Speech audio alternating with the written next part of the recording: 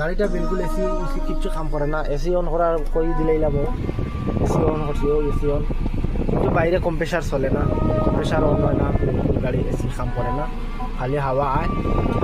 তো এই গাড়িটারও একটা প্রবলেম আসলো, গাড়িটার কম্প্রেসারের প্রবলেম আসলো। এইটাও সামান আমি অর্ডার করছিলাম, মালটা আইসে। তো এই মালটাও লাগাই আপনারা দেখাইমু প্রবলেম সলভ হয় কিনা, এসি কাম করে কিনা। তো মাল কিতা আইসে কিতা না তাও এটা দেখাই দিয়ার। ভিডিওটা পুরা চাইও, আশা করি ভালো লাগবে। ভিডিওটা ভালো লাগবে কিন্তু দেখবা ইনশাআল্লাহ। ভিডিওটা হইলো এসির কম্প্রেসারের ম্যাগনেট কয়েল হয়। ম্যাগনেট কয়েলটা খারাপ হওয়ার কারণে এসিটা অন হয় না। এটা আমি আগে চেক করছি, এটা বুঝতে পারছিল, আগে চেক করছি। এটা চেক করার বাদে এটার প্রবলেম যাচ্ছে, এটা ম্যাগনেটে কাম করে না। তো আমি ম্যাগনেটটা অর্ডার করে আনছি, অর্ডার করি এখন ম্যাগনেটটা লাগাই চাইনি কম্প্রেসারে কাম করে কিনা দেখতে পারবো। তো বন্ধু হল কম্প্রেসার খুলিয়ে বারে লই আইছি। অন্যটার ভিতরে ম্যাগনেটটা আছে, ম্যাগনেট কয়েলটা আছে, এটা খারাপ, এটা চেঞ্জ করতে লাগবো। এটা আমি করলাম, তো এটা এখন খুলমু, এই বল্টুটা খুলমু, খোলার পরে এটা বাড়াইব।